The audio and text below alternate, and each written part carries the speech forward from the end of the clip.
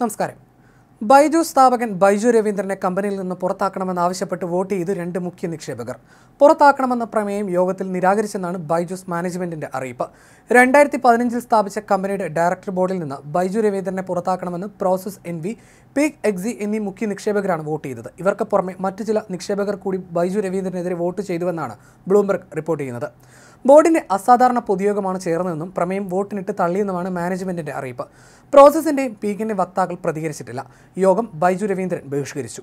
മണിക്കൂറുകൾ നീണ്ട സൂം യോഗത്തിൽ ബൈജൂസിന്റെ നിരവധി ജീവനക്കാർ ഇടിച്ചു കയറിയെന്നും വിസിലടിയും കൂക്കിവിളിയും വഴി യോഗ നടപടികൾ തടസ്സപ്പെടുത്താൻ ശ്രമിച്ചെന്നും ദേശീയ മാധ്യമങ്ങൾ റിപ്പോർട്ട് ചെയ്യുന്നു. ഇന്നത്തെ അസാധാരണ പൊതുയോഗത്തിലുണ്ടായ തീരുമാനങ്ങൾ അംഗീകരിക്കില്ലെന്നാണ് ബൈജൂസ് വാർത്താക്കുറിപ്പിൽ പറയുന്നത്. അന്തിമ ഉത്തരവ് പറയുന്നതുവരെ EGM തീരുമാനങ്ങൾ നടപ്പാക്കരുതെന്ന് കർണാടക ഹൈക്കോടതിയുടെ ഇടക്കാല ഉത്തരവുണ്ട്. EGMനെതിരെ ബൈജു രവീന്ദ്രൻ നൽകിയ ഹർജിയിലാണ് ഇടക്കാല ഉത്തരവ്. ബൈജൂസ് കമ്പനി വലിയ സാമ്പത്തിക പ്രതിസന്ധി നേരിടുന്നതിന് പിന്നാലെ ബൈജൂസ് CEO ബൈജു രവീന്ദ്രനെ കമ്പനിയുടെ ഡയറക്ടർ ബോർഡിൽ നിന്ന് മാറ്റണമെന്നാവശ്യപ്പെട്ട് 4 നിക്ഷേപകർ ദേശീയ കമ്പനി നിയമ ട്രിബ്യൂണലിനെ സമീപിച്ചതോടെ അദ്ദേഹത്തിനെതിരായ നീക്കങ്ങൾ പുതിയ തലത്തിലെത്തിയിരിക്കുകയാണ്. കമ്പനിയെ നയിക്കാൻ ബൈജു രവീന്ദ്രന് പ്രാപ്തിയില്ലെന്ന് ചൂണ്ടിക്കാട്ടിയാണ് ഇവർ ദേശീയ കമ്പനി നിയമ ട്രിബ്യൂണലിനെ സമീപിച്ചത്. കമ്പനിയിൽ ഓഡിറ്റ് നടത്തണമെന്നും ഇവർ കമ്പനി നിയമ ട്രിബ്യൂണലിന് മുമ്പാകെ ആവശ്യമുന്നയിച്ചിട്ടുണ്ട്. ഇതിനൊപ്പം പുതിയ ഡയറക്ടർ ബോർഡിനെയും നിയമിക്കണം. ഇന്നത്തെ അസാധാരണ പൊതുയോഗം നിയമവിരുദ്ധമാണെന്നുമാണ് ബൈജു രവീന്ദ്രൻ വാദിച്ചത്. നേരത്തെ കർണാടക ഹൈക്കോടതി ബൈജു രവീന്ദ്രന് അനുകൂലമായി ഇടക്കാല വിധി പുറപ്പെടുവിച്ചിരുന്നു. ഇതുമായി ബന്ധപ്പെട്ട കേസിൽ ഹൈക്കോടതിയുടെ ഉത്തരവ് പുറത്തു വരുന്നതുവരെ ജനറൽ ബോഡി യോഗം ചേർന്ന് ബൈജുവിനെ പുറത്താക്കരുതെന്നായിരുന്നു ഹൈക്കോടതി ഉത്തരവ്. എന്നാൽ ജനറൽ ബോഡി യോഗവുമായി മുന്നോട്ട് പോകാൻ നിക്ഷേപകർ തീരുമാനിക്കുകയായിരുന്നു. കോടതി തീരുമാനത്തിനനുസരിച്ചാവും ബോർഡിൽ നിന്നും ബൈജു രവീന്ദ്രൻ പുറത്താകുക.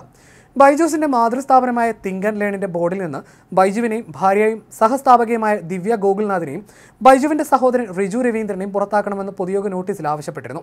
വമ്പൻ നഷ്ടവും നിരവധി കോടതി വ്യവഹാരങ്ങളും നേരിടുന്ന ബൈജു രവീന്ദ്രന് മറ്റൊരു തിരിച്ചടിയാണ് ഓഹരി ഉടമകളുടെ യോഗവും പ്രമേയത്തിന്മേലുള്ള വോട്ടെടുപ്പും.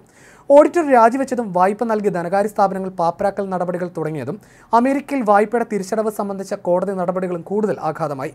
അതിനിടെ ഓഹരി ഉടമകളെ തണുപ്പിക്കാൻ ബൈജു രവീന്ദ്രൻ കഴിഞ്ഞ ആഴ്ച കത്തയച്ചിരുന്നു.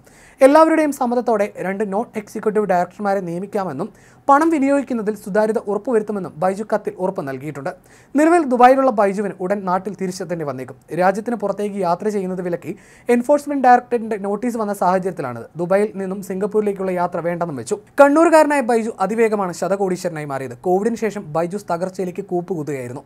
കമ്പനിയുടെ CEO സ്ഥാനത്ത് നിന്ന് നീക്കണമെന്നാവശ്യപ്പെട്ട് ഓഹരി ഉടമകൾ നൽകിയ കേസിൽ അനുകൂല വിധി നേടി ഒരു ദിവസം പിന്നിടുമ്പോഴായിരുന്നു ED കുരുക്കിട്ടത്. വിദേശ പണവിനിമയവുമായി ബന്ധപ്പെട്ട ഫെമ നിയമപ്രകാരം ബൈജു ക്രമക്കേടുകൾ നടത്തിയതായിട്ടാണ് EDയുടെ കണ്ടെത്തൽ. കമ്പനിയുടെ ഭരണം നവീകരിക്കുമെന്നും പ്രവർത്തനങ്ങളിൽ സുതാര്യത ഉറപ്പുവരുത്തുമെന്നും കാട്ടി ബൈജു രവീന്ദ്രൻ ഓഹരി ഉടമകൾക്ക് കത്തയച്ചിരുന്നു. കമ്പനിയിലുണ്ടായിരുന്ന പ്രശ്നങ്ങളെ ക്രിയാത്മകമായി പരിഹരിക്കാനുള്ള നിർദ്ദേശങ്ങളായിരുന്നു കത്തിൽ. ഇതിനിടെയാണ് EDയുടെ പുതിയ നീക്കം. ബൈജു അറസ്റ്റിലാകാനും സാധ്യതയുണ്ട്.